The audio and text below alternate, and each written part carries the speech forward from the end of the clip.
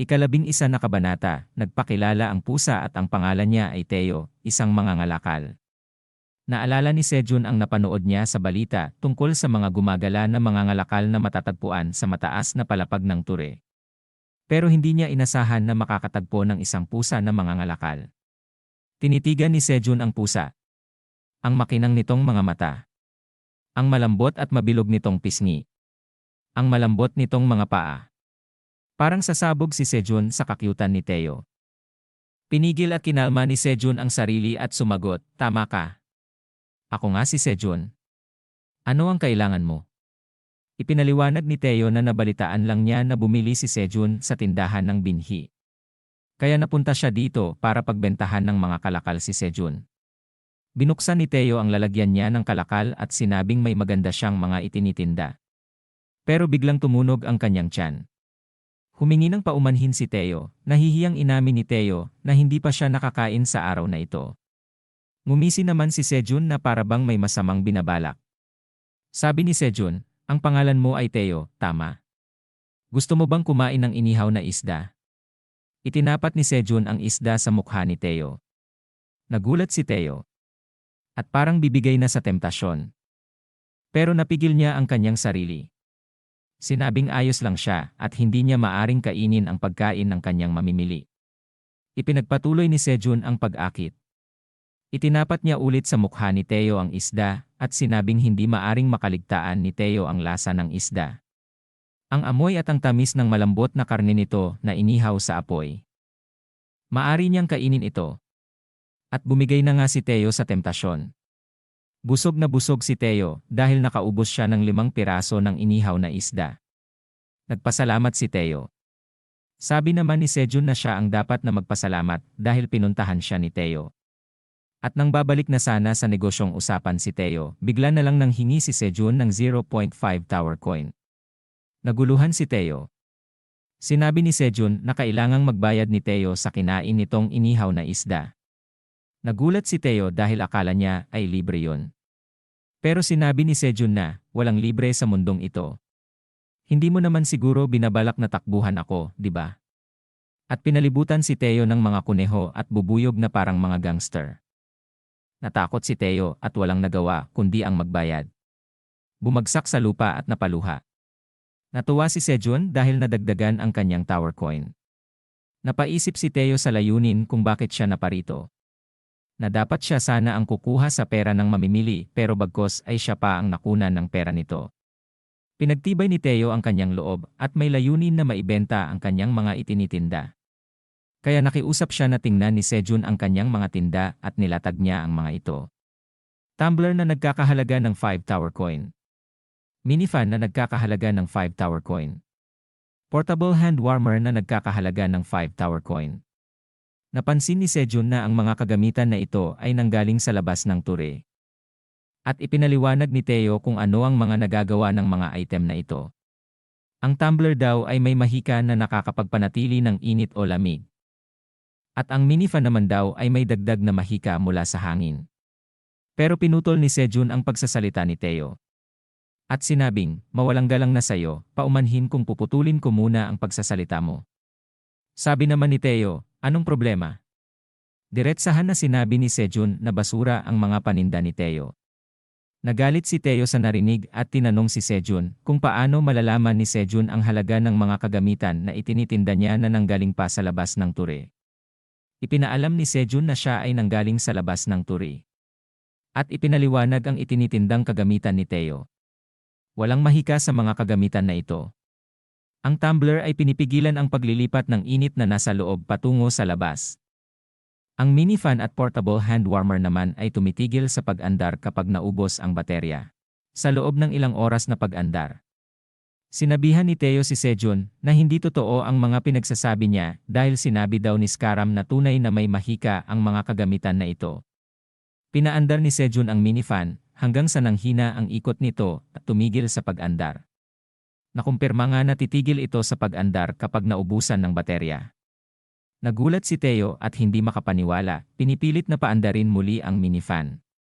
Sabi ni Sejun, "Sa tingin ko ay naloko ka ni Skaram na nagbenta sa iyo ng mga kagamitang ito." Umiyak si Teo dahil hindi siya makapaniwala na niloko siya ni Skaram dahil napakabait nito sa kanya. Hindi maintindihan ni Teo kung bakit palagi na lang siyang naloloko. Tinanong ni Sejun kung maari ba na ikwento ni Teo ang buong istorya. Sinabi ni Teo na nanggaling siya sa ika-75 palapag na isa sa mga neutral na lugar ng Ture. Lumipat ang senaryo sa isang komunidad ng Granar sa ika-75 palapag ng Ture. May matagal nang hinahangaan si Teo na babae na nagngangalang Maril. Bitbit ang bungkos ng inihaw na isda, sa araw na ito ay ipinagtapat na ni Teo ang kanyang pag-ibig kay Maril. Pero pinandidirian ni Maril ang amoy ng dalang isda ni Teo dahil ito ay mumurahing uri ng isda lamang. At tinampal ni Maril ang bugkos ng inihaw na isda sa kamay ni Teo. At sumambulat ito sa lupa. Hindi makapaniwala si Teo sa ginawa ni Maril. Pinagsikapan pa naman niya iyong mabili. Nang may dumating na itim na pusa, na nagngangalang Oren, ang anak ng pinakamayaman sa kanilang lugar. At may bitbit itong inihaw na mamahaling isda. Sinabi nito na paano nagagawang bigyan ni Teo ang isang babae ng mababang kalidad na uri ng isda. At inalay nito ang kanyang bitbit na mataas na kalidad ng isda. Tumutol si Teo sa sinabi ni Oren, dahil hindi daw gusto ni Maril ang mga pagkaing matataba dahil natatakot siya na madagdagan ang kanyang timbang. Pero nang makita ni Teo ang reaksyon ni Maril habang tinititigan ang mamahalin at mataas na kalidad na uri ng isda, ay parang mawawasak ang mundo niya. Inimbitahan ni Oren si Maril na pumunta sa kanilang mansyon para kainin ang isda. Nang papaalis na sila, ay pinigilan ni Teo si Maril. Hinawakan ni Teo sa kamay si Maril. At tinanong kung naaalala pa ba ni Maril ang mga masasayang araw at hindi malilimutang sandali sa buhay nilang dalawa na magkasama. Hinila pabalik ni Maril ang kanyang kamay. Galit na tinitigan ni Maril si Teo at sinabing, "Ano ang pinagsasabi mo, ang layo ng lipad mo? Ninitian lang kita ng ilang beses at nagdedelusyon ka na. Sinusundan mo ako kahit na sinabihan na kitang ayaw ko sayo. Naiinis ako sayo. Hindi ko gusto ang mga mahihirap na kagaya mo na amoy mumurahing isda." Tuluyan na ngang nawasak ang mundo ni Teo. Nilisan ni Teo ang kanilang lugar upang maging isang gumagala na mangangalakal.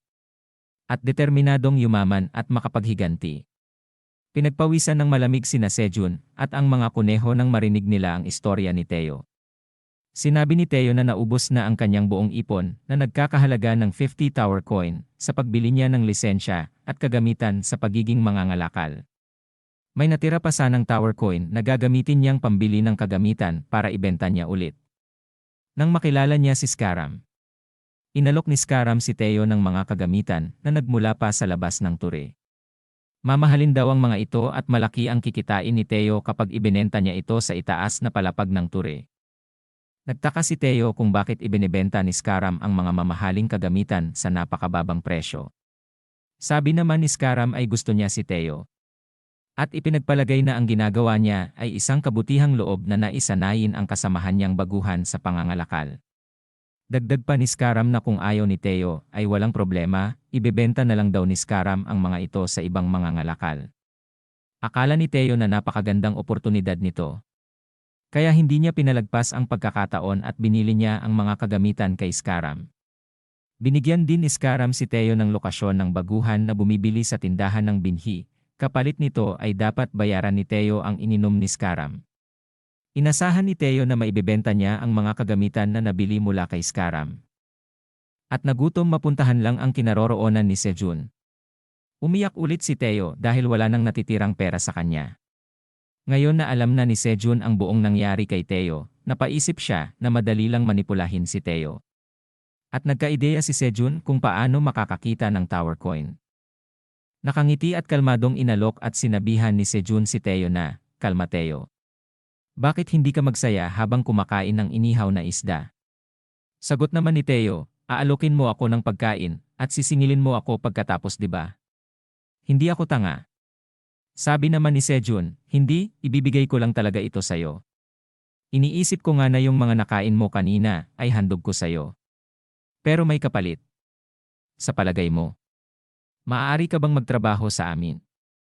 At ito ang araw na nakahanap si Sejun ng kasosyo sa negosyo. Sana nagustuhan mo ang video. Paki-like at subscribe guys. Salamat.